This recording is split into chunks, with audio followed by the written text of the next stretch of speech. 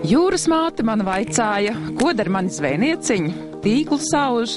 Nu, protams, ka tīklus jau sen vairs neauž, bet auž nākotnes saimniekošanas plānus.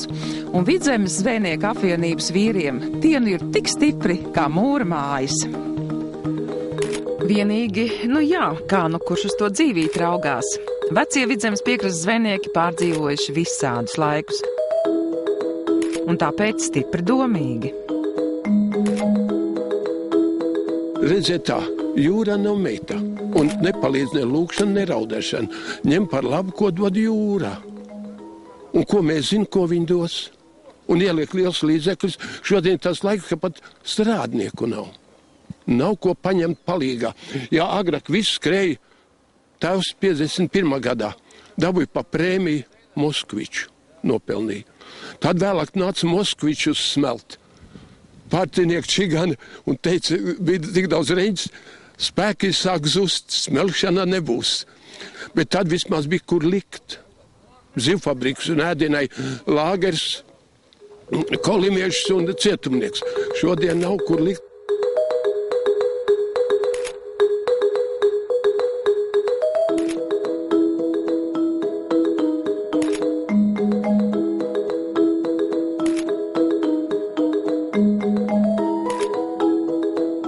Jūs tā skatāties uz tiem kuģiem ar domu, ar kādu atmiņu?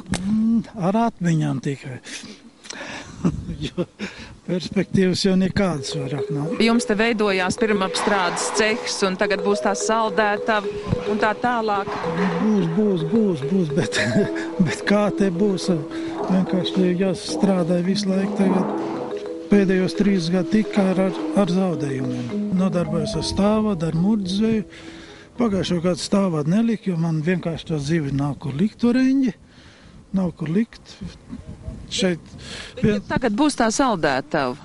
Vienkārši man, ja būs.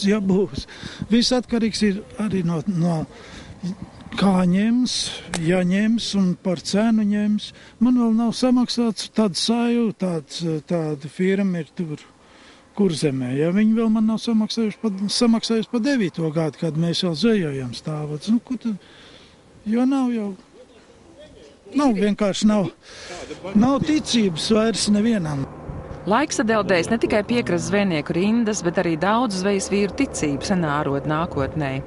Bet Skultes ostā ir tomēr uzņēmīgi vīri, kuriem pateicoties lietas vēršas uz labu. Pēdējo gadu laikā milzu rekonstrukcija pateicoties Eiropas dotajām iespējām un pašu aktīvai līdzdalībai piedzīvoja Skultes osta, kurā sava vieta ir arī zvejniekiem. Grūtākie laiki, skatoties uz padarīto un salīdzinot ar to, kā te bija, kādreiz cerams ir aiz muguras. Mums izdevies noturēties virs ūdens un tagad tikai uz priekšu. Tā šodien izrādot paveikto saka šejienes zvejas uzņēmumu Varita un AI&Co līdzīpašnieki Agris Lapiņš un Ilmārs Lielmanis.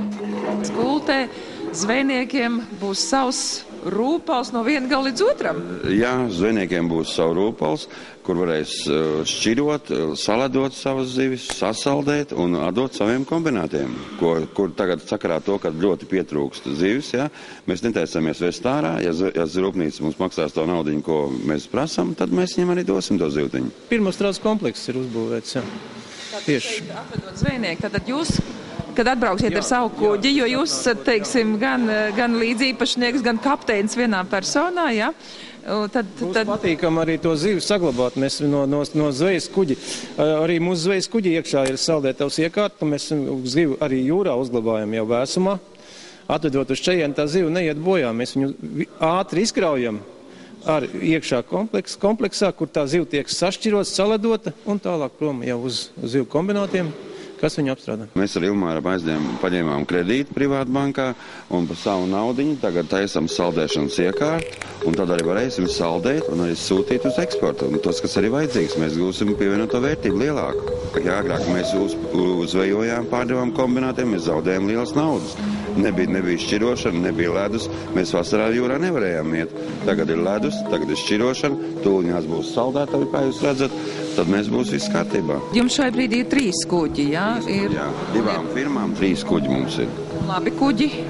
Remontējam katru gadu, cenšamies, lai viņi ietu jūrā, jo neieguldot nekas nenāks atpakaļ.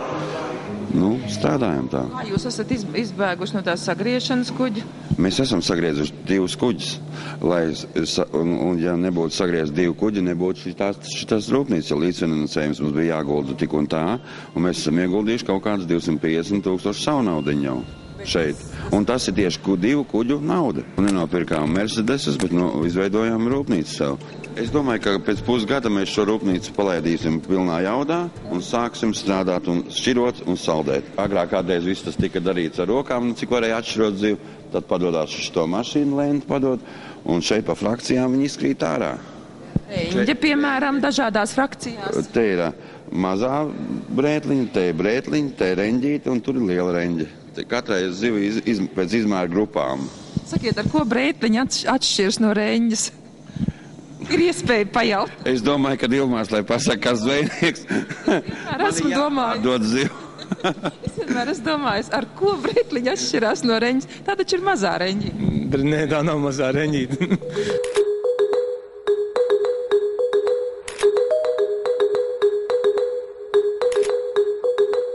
Līdz tam stūrim ir 105 metri, šeit stāv mūsu 3 kuģi.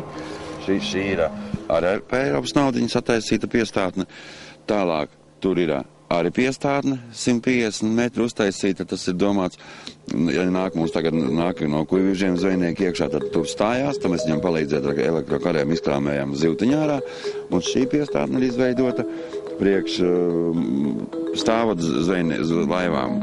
Jums ir 3 piestātnes, kas tā kā jums... Mums nepiedara viņas, šīs piestātnes piedara Skultuvas pārvaldē, bet nekas nebūtu noticis šeit, ja nebūtu tik labvēlīgi Salkas domas priekšsēdētājs Ervīns Grāvīts un Skultuvas pārvaldnieks Igors Akulovs, jo šie cilvēki ir nākuši mums ļoti daudz pretīm un bez viņiem mēs nebūtu uzcēluši. 300 metros jūs esat saimnieki, vairāk nekā 300 metru lielā? Jā, mēs maksājam, protams, zemes nomas maksa, jā, bet šeit mēs esam saimnieki un mēs tādā arī jūtamies te. Padarītais iedrošina un ļauj noticēt. Pat apritējis gads, kā pateicoties Ilmāra un Agra iniciatīvai, nodibināta Vidzemes zvejnieku biedrība, kas sevī apvieno piekrastes zvejniekus no Saulkrastu, Limbažu un Salacgrīvas novadiem. Biedrības vadīšana uzticēta Ilmāram. Cik jums liels spēks ir jūsu biedrībai? Biedrībā ir apvienoti, var teikt, vietējie piekrastes zvejnieki, šīs teritorijas piekrastes zvejnieki. Tas ir no Salacgrīvas līdz Sernikavam. Šeit visi ir apvienojušies tie, kas grib reāli kaut ko darīt, lai saglabātu to vidi, kurā mēs atrodamies. Jo mēs esam uztaisījuši monitorings pa visiem piekrastes upēm, arī pa pašu piekrasti, un šausmīgi slikts stāvoklis, ja tā paskatās. Nav nekas tāds, nav sakopts, tā vidi nav sakopta. Un tie vīri vienkārši nāk ar savu brīvprātīgo darbu, lai to vidi savest kārtību. Līdz ar to arī radot labākus apstākļus zivīm un principā visam. Viennozīmīgi, jā, jo mēs jau kā runājam, kad šogad esam jau aizgājuši tik tālu, kad jau noteikās zivu resursu atražošana, un šogad jau laidīsim pirmos mazuļus iekšā upšu augstecīs. Mums biedrībā uz doto brīdi ir 25 cilvēki, jā, un šodien jūs redzēt paši, ka pieteicās vēl 4. Doma jau bija iestāties jau agrāk, bet tā kā pagaidījām gada sākumu, lai sāktu jaunu gadu, viss skaisti. Pirmkārtām jau tas, ka upītes nebeidzās te piekrastē, sākās viņas krietni augstāk, un tā kā pats es dzīvoju Viduržos, tad man 2 īpašumi, kas arī iet gar upēm. Arī, teiksim, jau upja augštec jau varētu sakārtot. Un vēl viens no galvenajiem iemesliem bija tas, ka tā kā es strādāju zvejniecības vidusskolā, un tur arī darbojās vidus pulciņš. Skolotājs? Es esmu skolas saimnieks. Bet, saskars man bērniem ir un viss notiek. Un vidus pulciņš aktīvi darbojas un tos varētu arī bērniem mācīt ar šīs upes kopt un tā. Jā, tieši tā, gan apsekot, gan kopt upes, izpētīt, te jau brauc pie viņiem visādi cilvēki, zinātnieki, viņi jau ņēma kaut kāds paraugs, tur bērni pētīt upi. Pagaidām viņi darbojas vairāk, teiksim, citās jomās, tur pa atkritumu šķirošanu visu to, bet, teiksim, laika iesaistīsim arī tieši upu apsekošanā un savus vidus, teiksim, pludmales, jā, uzturēšanu kārtībā.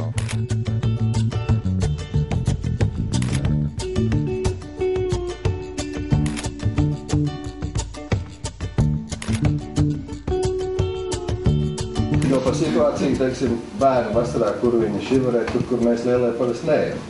Viņš tur izložņā viss malas. Mēs rudenī skrējam, nelikumības meklējam, un kas tev mazdēls vai kas tev teica? Kā? Tu nezini, kur tak mūrts stāv iekšā. Tāds stūri, jā, tagad. Tā kā mazie viņi tomēr ir tādi acīgāki. Pagājuši tie laiki, kad zvejnieki sprieda, kā vairāk izkāst no jūras. Tagad gluži otrādi, metušies uz vienu roku ar zivju inspektoriem un reizē sargādami arī gādā par nākotnes zivju krājumiem. Mēs Bioram, tas ir pētniecības institūtam, tagad piepalīdzam saķert vaislinieks un tad nododam viņiem uz audzētām. Mums ir taimiņi, nevis laši, bet tieši taimiņi. Tas ir jūras tā forela, kas mums nāk vairāk iekšā upītēs tajās mazajās. Tas ir rudens laiks, tas varētu teikt jau oktobrs. Tieši, lai novembrī brauc pakaļ viņiem, jo vajadzīga ūdens temperatūra. Pie ūdens tās temperatūras viņi sāk nobriest un tad viņi ņemam. Mums ir uztaisīti tie sprosti. Upē tepat aģēs stāv, tur laižam viņas iekšā, un tā, kad pienāk tas brīdis, tad brauc no audzētos pakaļ. Un tas lauc un viss, ko dara? Viņi paši ved uz turienu un tāpat nodarbojas ar to tur. Bet tā lieta ir tā, tas monitorings var tiek taisīts tajās vietās, kur viņi ir, lai redzētu situāciju, cik viņi apmēram varētu aprēķināt. Bet tas mazvis jau praktiski jālaiž augštecēs, tur, kur viņi nav praktiski. Nu jā. Tas ir jāizvadā, cik vien var pa visiem mazajiem grāviem upēm, kas, protams, vasarā neizžūst. Jūs esat zvejnieki, kurš no jūsiem taisās likt stāvodus, murdus? Cik tu maksās un ja tu ņems? Ja var kaut ko sadarbības līgumus saslēgt, sasataisīt, protams, zivs būs vajadzīgi. Nu, ja būs, tad būs, jā. Veciem zvejniekiem ir pieredze smagu un atmiņas ir no iepriekšējiem gadiem, tāpēc viņiem vajag normāli izskaidrot. Neķeriet kreņķi. Uztaisīsim līgumu, kur būs balts uz mēlu. Nē, nu loģiski. Iepirksim par tīk. Tādu līguma jūru var uztaisīt. Jūra nav meitu, kur pavies lūkšanu. Ņem par labi, ko dod jūra. Man tā reņģi nebūs.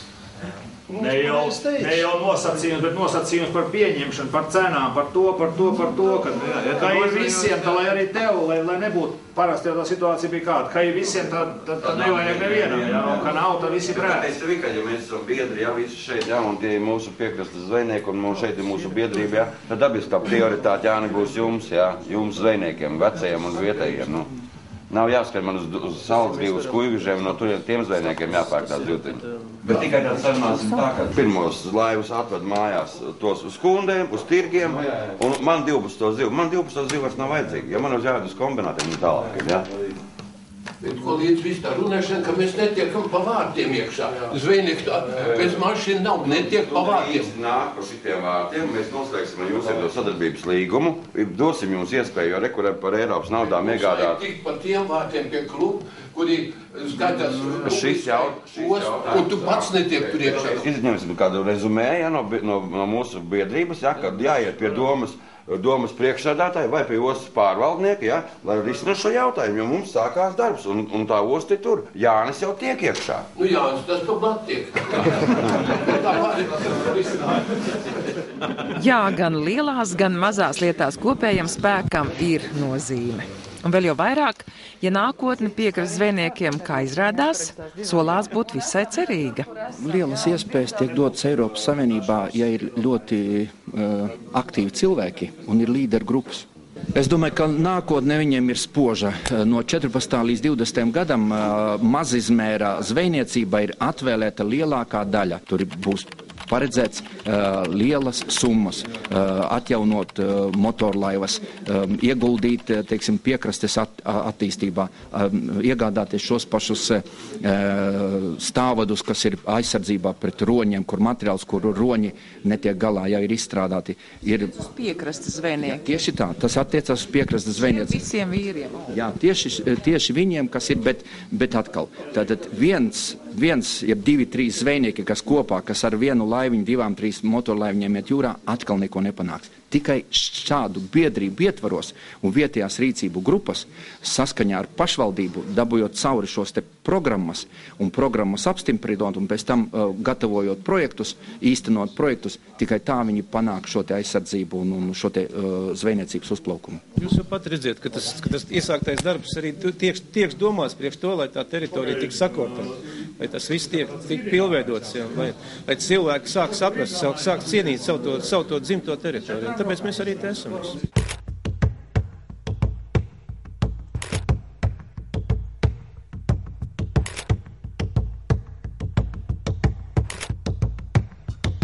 Pirmsākums jau šitā kādreiz bija zvejnieku kolkos zvejnieks teritorija. Un tajā juku laikos viņš visu lēnām izputēja, un tas atkal viss ir savāks kopā apakaļ. Es varu teikt tikai visu to labāko par to, ko ir divi uzņēmīgi kungi, Lapiņš un Agris Lapiņš un Lielmanis Ilmārs ir šeit paveikuši. Pēc tā posta, kas te bija atstāts pēc iepriekšējiem darboņiem, nu, tad var tikai teikt paldies. Un teiksim, tāda ar labu skaudību to visu skatīties. Vieni darbojās, otri čīkst, jā? Nu jā, man arī nepatīk tie, kas gaužās un kas čīkst, bet man patīk šie te divi kungi, Agris Lapiņš un Ilmārs Lielmanis, kas ap sevi veidoja šo te kolektīvu un arī paši iesaistījās šīs te pagasta, kā sacīt, darba vietu veidošanai. Vienalga, lai tie būtu 6, 7, 8, 10 cilvēki, kas ir jaunas darba vietas, bet tātad cilvēki ir sev nodrošina un nodrošina darbu arī citiem. Un tas ir apsveicami. Man ir liels prieks par cilvēku aktivitāti, kad viņi rada darba vietas. Ja, un tā vajadzētu Latvijā strādāt visiem. Šīs par licences.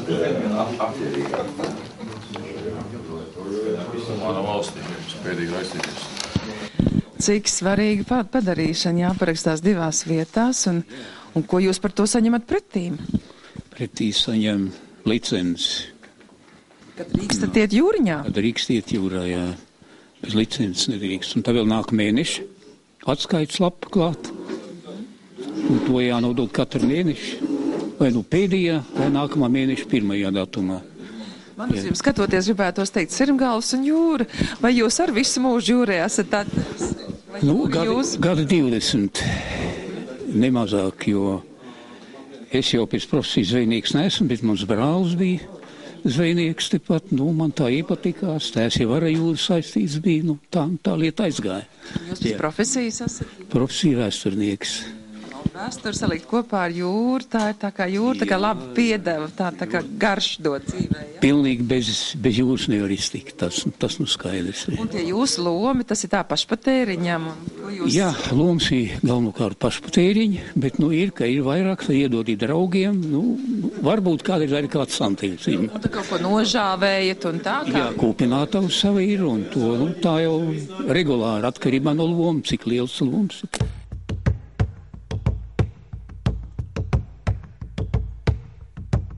Es skatos, ka te vīri gaida rindā pie jums un gaida, ka jūs tur sarakstīsiet tais dokumentos.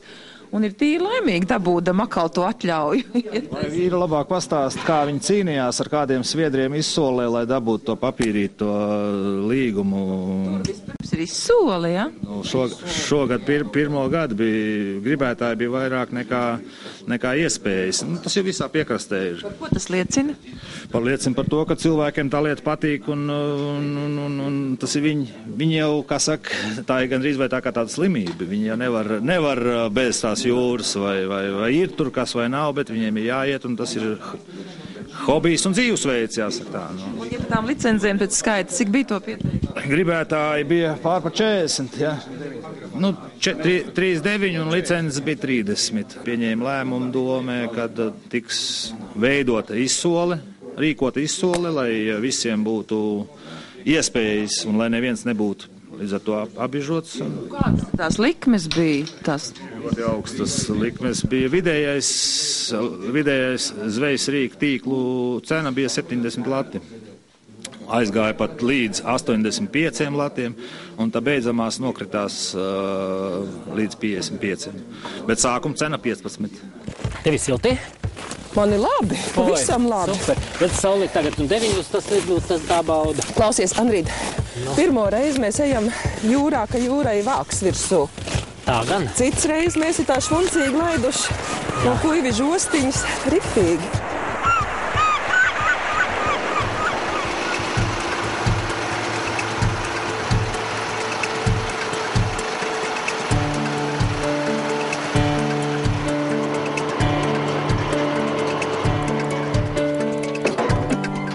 Izskaties ar to melno karogu, kā tāds pirāts. Jā, mēs tieši tādu arī viņiem ņēmām. Hopā. To svariņu nosien nosti. Tā ir viss. Piesien klāti saucamo raugam striķi. Raugam striķis? Raugam striķis, jā. Un ar to tu varēsi tā saprast, vai tur ir kaut kas vai kā? Nē. Tagad es vilkstu to tīkliņu pa to lielo caurumu ārā. Kur tāds liels caurums? Tur, kur taisīs tagad. Nu jau te uz baigo zīvi taisies. Šodien ir tāds vēsts laiks, šodien jau jūrā nevar iet. Ja jūs... Vakarā iesim iekšā. Tikko dabūsim licenci uz priekšu. Vakarā vai tad var iet jau iekšā, taču aizsalus? Ledus aizgājis projām.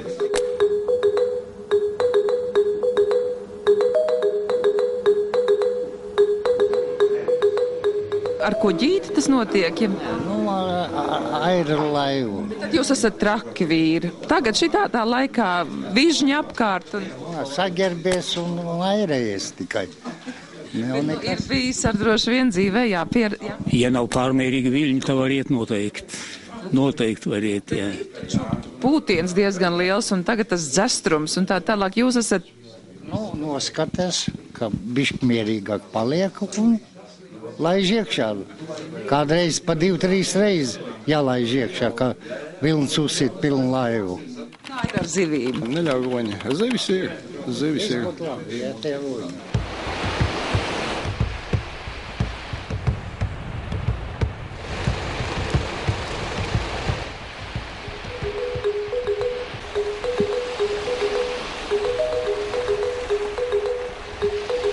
Mans draugs tā dara. Salas dzelzceļa akmeņus un sēž pie tīkliem. Ieliek tīklu un sēž. Un kā tas rodas parādās, izbāž savu purnu, jā. Viņš uzsviež akmeni. Viņš pazūd. Pa to laiku kāds vasens ielien iekšā paspēja. Tad jūs pilnīgi tā sēžat klāt un vaktējat? Tik tālu jau, tik tālu. Ja tu nesēdīsi blakus, ja, tad tu, kad cilēs to tīklu, ja, tikai laši galvu paliek iekšā. Tas zveja iet uz beigām roņu dēļ. Roņu dēļ faktiski viņi iet uz beigām tīklu zveju tīklu. Tāpēc, ka vienkārši nespēj tos tīklus atjaunot, tas ir taču milzīgs tomēr. Viņš vienmēr ir pirmais, nevis zvejnieks pirmais pie tīkla, bet ronas. Tā ir ļoti nopietna lieta. Jā, bet Latvijai mēs jau vairāk reizes esam piedāvājuši tātad panākt valsts līmenī atļauju Eiropas Savienībā, lai iedot licences uz roņu atšaušanu. Jā, un tas jākārto ir praktiski, es domāju, no šīm te biedrībām ir, man jāsaka, ka viņiem jābūt ir aktīvākiem, jo Somijā ir saņemtas šīs licences, es runāju ar Somijas zvejniekiem, kad Somijā ir roņu atšaušanas licences, un uz to mednieku biedrībām ir izdalīts konkrēti, un pat ir konkrētiem cilvēkiem izdalīt, teiksim, drīkst atšaut 10 roņus. Ja? Viss, un viņi atskaitās par to, un Somija to panāca. Somija arī ir Eiropas Savienības dalībvalsts, tātad tepat kaimiņos, kāpēc Latvija to nevar panākt? Pēc statistikas zinātnieku aplēsēm ir 30,000 roņu jau šī te Baltijas reģionā. Vienam ronim tur vismaz, jāsaka, kādi 20 kg dienā vajadzīgs zivju, tādam kārtīgam ronim. Es uzskatīju, ka, teiksim, pa mēnesi viņi tuvu 1,000 tonu apēd zivis. Ja? Tas nozīmē, ka gadā viņiem ir vismaz kādi 11,000 tonnas zivju vajadzīgs, lai roņi uzturētu savu masu. Ja? Bet tas ir praktiski Latvijas traļu zvejnieku limits. Kas traks. Jā, tas ir Rīgas līcī. Mēs brīnamies, ka mums it kā samazinās zivju resursi. Jā, bet arī to savu darbu dara arī roņi.